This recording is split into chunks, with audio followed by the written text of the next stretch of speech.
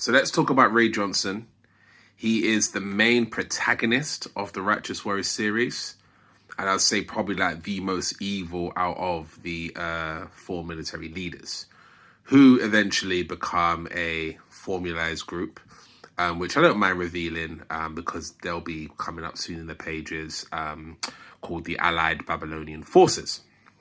But that's more in the future when we move past Oze's, I guess, origin story during the military years, and then we move on to the Day of Reckoning, which is set to be in the present day, where a lot more characters and the story plot gets revealed. I'm not going to reveal too much about that just yet because we're not really there yet.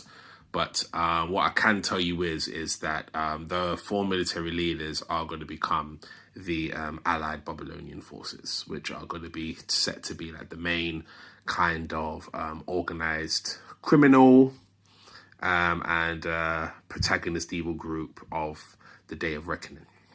Now, within that, you've got, like I said, Ray Johnson. Now, Ray Johnson at the moment is a government official. He is kind of like a bridge between the US government and the US military. He kind of reports back to the some of the officials there, who then, of course, then report back to the president and stuff like that. So he's quite up there in terms of his status in the military, rose through the ranks. Kind of got privileged there, actually, because he's got a bit of a prestige background in that sense. Rich background. But so he is, like I said, one of the main government officials.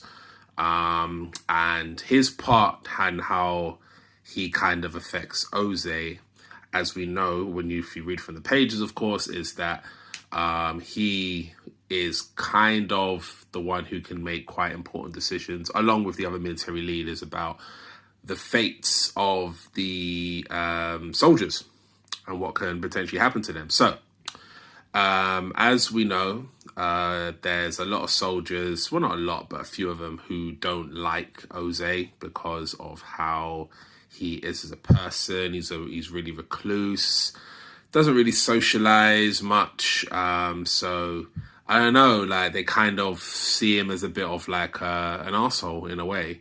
That's one problem. The second problem is that he's actually really good at what he does.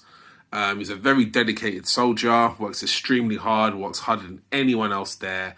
And they're both kind of jealous and envious of that. So it starts to build animosity, because some of these troops who don't like him are actually, people who work alongside him, on missions. And they don't like how he does things, for one. So you've got the jealousy there. You've got the fact that they don't like his personality. And the third, probably most important one, is how he acts when he's actually on the field. Now, Oze is not perfect. I wanted to make a character who is not a perfect character. I did not want to make a superhero type character where he's just like perfect in every way. No, I wanted Oze to be as human as possible, okay? And in this sense, this is one of his weaknesses, weakness and strength in a way. So what he does is, as soon as he gets into the battlefield, he is trying to find the commanders, okay, of the groups. Because as we know in war anyway, once you take out the commander, the troops become completely in disarray. Yeah, so the concept is similar in the Righteous Warriors world, where he goes after the military leaders in an attempt to assassinate them as quickly as possible, usually within like 1-2 strikes. This actually follows suit, so this is actually quite this actually connects quite well with how he what's the word I was going to look for, with how he is as a kind of espionage special ops soldier. So that works quite well with what he does. All right. Anyway, sorry. Going back to Ray Johnson. So what do we have? So like I said, government official, makes decisions with the four military leaders. He frames Jose. Yeah. So if you, like I say, if you've been reading the story, you know that he frames Jose. Now, like I said, the reason for that was because of those soldiers that don't like him. Now, that was amped through the soldiers, but then he kind of decided to just go along with it as a way to send a message also to everyone else that he's the top dog and, you know, he makes all the important decisions. He's got a very kind of hierarchy complex where he feels that he needs to constantly show dictatorship amongst the ranks of the soldiers.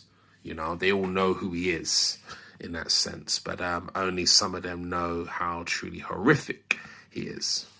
So anyway, so as we move forward, we know Jose is going to be framed. Well, that's what you see in the pages. He's going to be framed.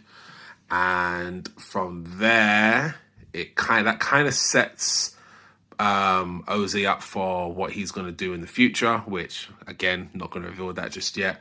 You'll see that when the pages come out. But it kind of sets up a lot of the story. Like, with what he done to Jose, yeah, that sets up a lot of the story for the future. But that's mostly what I can say about him, really, at the moment. You know, his background, I guess, was the fact that he came from a kind of prestigious household, rich kind of background, but he was abused when he was younger. So he has this kind of drive for power because he doesn't ever want to feel inferior again, you know, as he felt. So he got abused as a child from like his dad or his family in general because he wasn't meeting their expectations.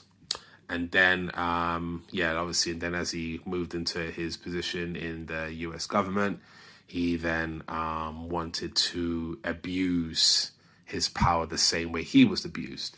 Same kind of concept, you know, with like a bully. You know, when you're bullied from young, then you end up becoming a bully yourself, unfortunately. It's a unfortunate, horrible cycle, vicious cycle.